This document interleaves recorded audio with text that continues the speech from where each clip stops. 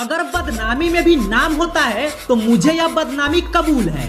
यह तो एक्चुअल मंत्र है गैंगस्टर का, जिन्हें अपने बदनाम होने को भी यह लोग अपनी पॉपुलैरिटी समझते हैं। इनका खौफ इतना होता है कि इनके आसपास होने से ही अच्छे अच्छे लोग डरने लगते हैं। आपने वो डॉन फिल्म का डायलॉग तो सुना ही होगा, डॉन का इंतजार तो 11 मुल्कों की पुलिस कर रही है। डॉन का इंतजार तो 11 मुल्कों की पुलिस कर रही है। दोस्तों, डॉन को यह बात कहते हुए भी बहुत ही प्राउड फील होता है। यही प्राउड हमारे भारत के गैंगस्टर को भी होता है, जब उन्हें देश भर की पुलिस ढूंढ रही होती है और उनके खौफ से उनके आसपास के लोग थर-थर कांपते हैं। लेकिन इनके बारे में जानने की इच्छा तो सभी की होती है। अगर आपको भी कभी ऐसी इच्छा हुई है तो ये वीडियो आपके लिए ही है। आज के इस एपिसोड में हम भारत के 20 सबसे खतरनाक और खूंखार गैंगस्टर के बारे में बात करेंगे। यह 20 गैंगस्टर ऐसे हैं जिनके एक इशारे पर उनकी गैंग के लोग जान देने और जान लेने पर उतारू हो जाते हैं। तो चलिए वीडियो को अब शुरू करते हैं।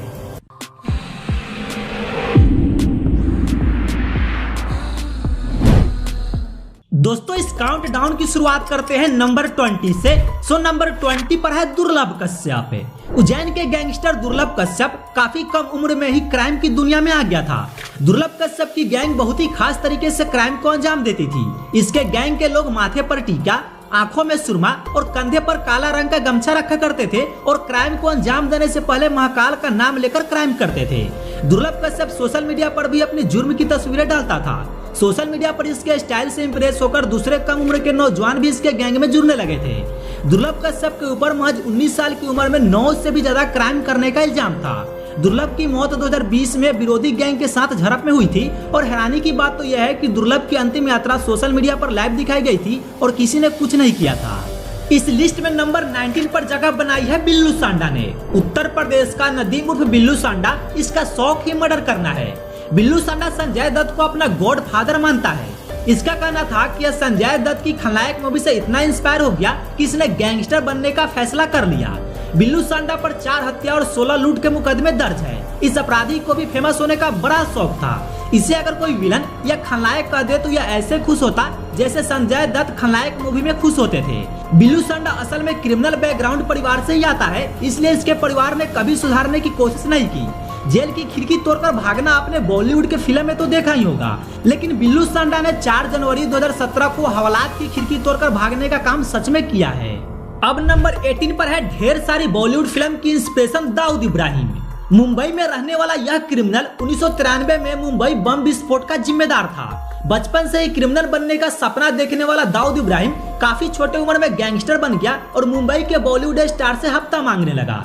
इसके बाद इसने ड्रग्स और हथियारों का बिजनेस किया, साथ ही साथ इसने आतंकवादियों से हाथ भी मिला लिया। दाऊद इब्राहिम की डी कंपनी के बारे में तो सबने सुना ही होगा।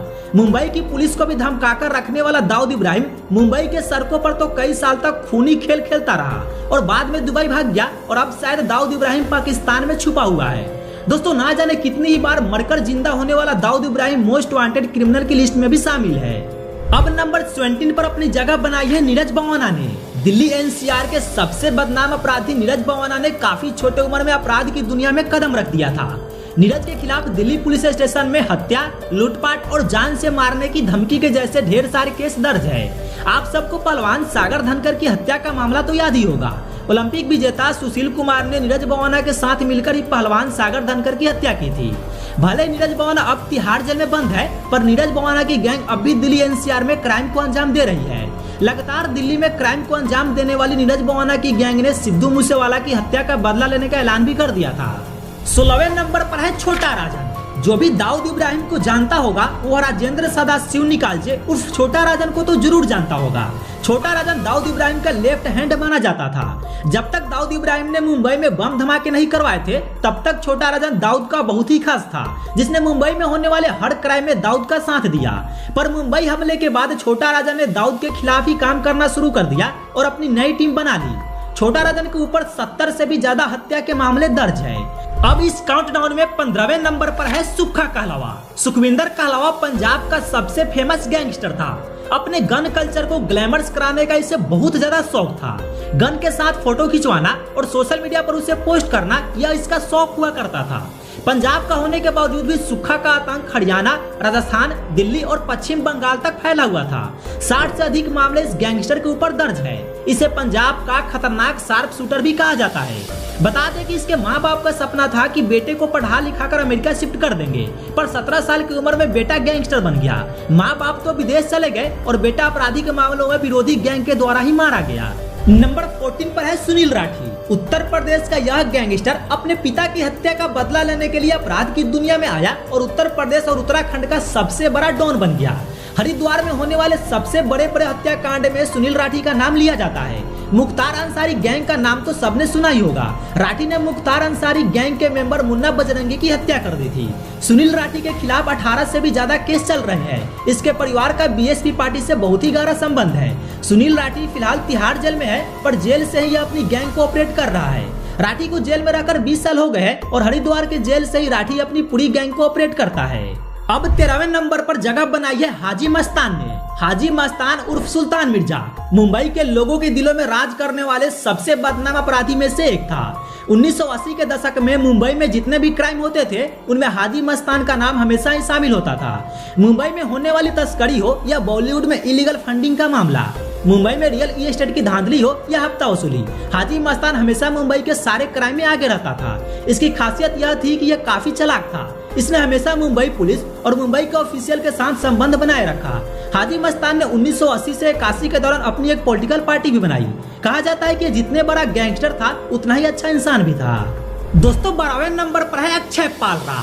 सोनीपत का यह 15 साल का लड़का कब डॉन बन गया किसी को पता नहीं चला। पहली बार इसने अपने चाचा को थप्पड़ मारने वाले इंसान का गला काट दिया था। एक बार मर्डर की दुनिया में कदम रखने के बाद इसने कभी पीछे मुड़कर नहीं देखा। कोर्ट में ही जज के सामने लोगों को गोली मारकर कत्ल करना हो या विरोधी गैंग के लड़कों को रास्ते पर पकड़कर चाकू से मार देना हो, अक्षय पालरा अपराध की दुनिया में ऐसे ही अपराधों से अपना नाम बना लिया। लॉरेंस बिश्नोई की गैंग से जुड़ा यह अपराधी शार्प शूटर माना जाता है। अक्षय पालरा नाबालिग होने के बावजूद भी इतना शातिर था कि वो बाल सुधार गृह से अपने साथ 17 अन्य बालक कैदियों को लेकर भाग गया था। इस अपराधी के खिलाफ टोटल 33 से भी ज्यादा हत्या और फिरौती के मामले दर्ज है। फिलहाल अक्षय पालरा जेल में अपना दिन गुजार रहा है। नंबर 11 पर है रुपिंदर गांधी। पंजाब का यह नौजवान पंजाब के लोगों के लिए तो मसीहा था, लेकिन पुलिस रिकॉर्ड में यह बहुत बड़ा गैंगस्टर माना जाता था। बेहद ही बढ़िया फुटबॉल प्लेयर रुपिंदर गांधी को लोग यूथ आइकन मानते थे। चंडीगढ़ यूनिवर्सिटी में रुपिंदर के 3 लाख से भी ज्यादा फॉलोअर्स थे। 22 साल की उम्र में सरपंच बनने वाला रुपिंदर कब पॉपुलर गैंगस्टर बन गया किसी को पता ही नहीं चला। कहा जाता है कि रुपिंदर का इतना खौफ था कि गांव में चुनाव के दौरान उसके खिलाफ कोई पर्चा ही नहीं भरता था। रुपिंदर जुर्म और राजनीति के दलदल में ऐसे उलझता गया कि आए दिन क्राइम को अंजाम देने लगा और इसी अंजाम का कारण यह हुआ कि रुपिंदर की हत्या कर दी गई। हत्या ऐसी भी की कि 10 दिनों के बाद उसकी बॉडी भाखड़ा नहर में मिली थी। अब 10वें नंबर पर पहुंचे हैं श्री प्रकाश शुक्ला। श्री प्रकाश शुक्ला की लाइफ भी बॉलीवुड के फिल्म की तरह ही है। रोती हुई बहन घर में आती है और माँ बाप से बताती है कि एक लड़के ने उसे छेड़ दिया।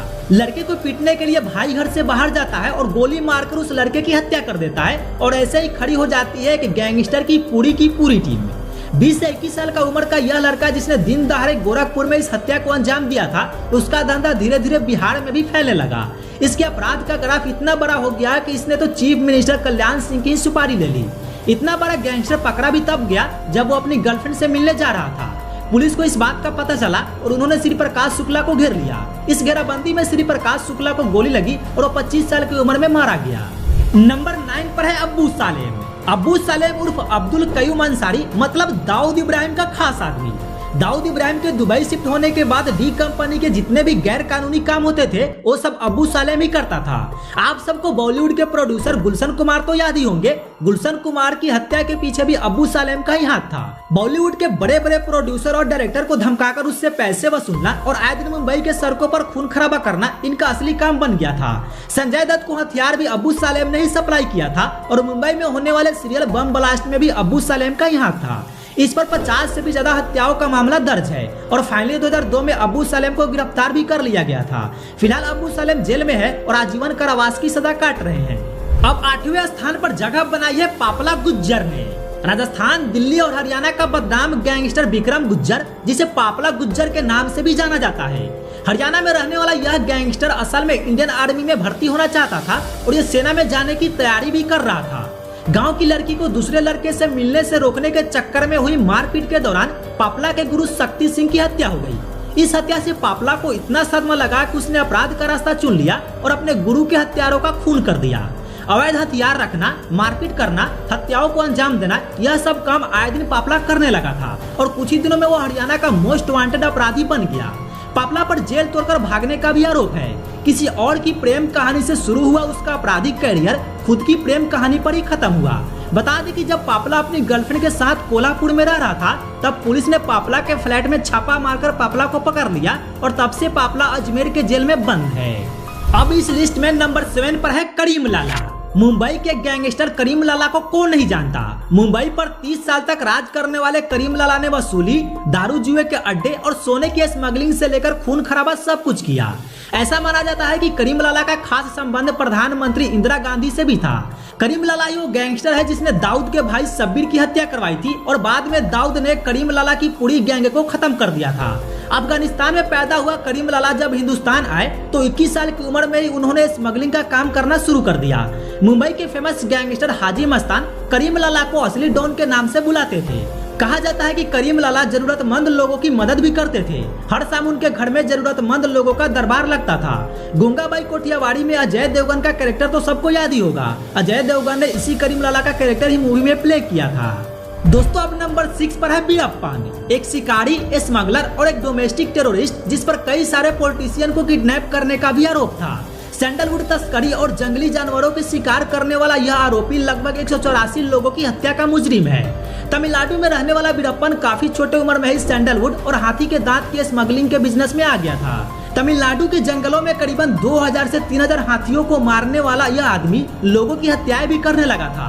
फॉरेस्ट ऑफिसर को मार देना, उनका किडनैपिंग कर लेना, यह बीरप्पन का साइड बिजनेस था।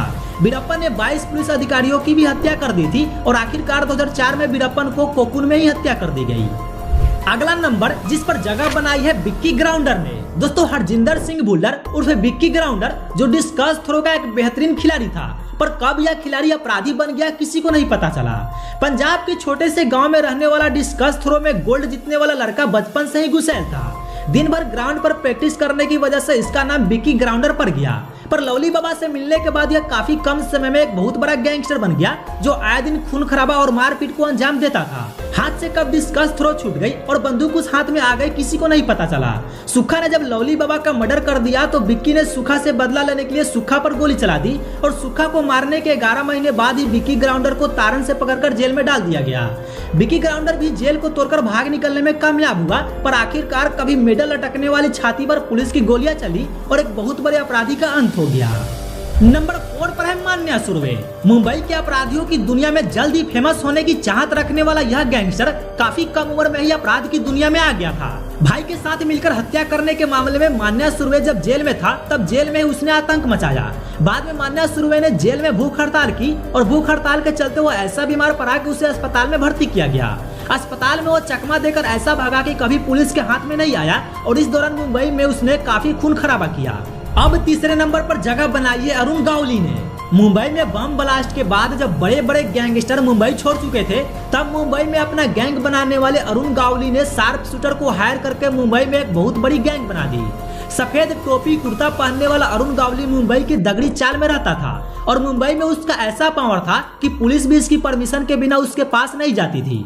हथियारों को चलाने में एक्सपर्ट अरुण गावली मुंबई के बिल्डर और बॉलीवुड एक्टर्स को प्रोटेक्शन देने के नाम पर पैसा लेता था। 2007 में शिवसेना के विधायक की हत्या के मामले में अरुण गावली को गिरफ्तार कर लिया गया था और उसके बाद से अरुण गावली लगातार जेल के चक्कर काट रहा है। एक समय पूरी मुंबई में आतंक फैलाने वाला अरुण गावली आज अदालत से रहम की भीख मांग रहा है। दोस्तों नंबर 2 पर है गोल्डी बरार। कनाडा का यह गैंगस्टर गोल्डी बरार उर्फ सतविंदर सिंह आतंकी ग्रुप बब्बर खालसा का मेंबर है। गोल्डी बरार कई सारी टेररिस्ट एक्टिविटीज में भी हमेशा शामिल रहा है। हथियारों की तस्करी से लेकर लोगों को भड़काने का काम गोल्डी बरार ने बहुत ही बखूबी से किया है। गोल्डी बरार के खिलाफ हत्या के कई सारे केसेस दर्ज है। दिल्ली से लेकर पंजाब तक होने वाली हर गैंग वार में गोल्डी बरार का नाम जरूर आता है। लॉरेंस बिश्नोई का राइट हैंड गोल्डी बरार सिद्धू मूसेवाला की हत्या का आरोपी भी है। बता दें कि कनाडा में बैठे बैठे ही गोल्डी बरार ने सिद्धू मूसेवाला की हत्या करवाई थी और आज Goldy Brar top 20 most wanted criminal में शामिल हो गया है।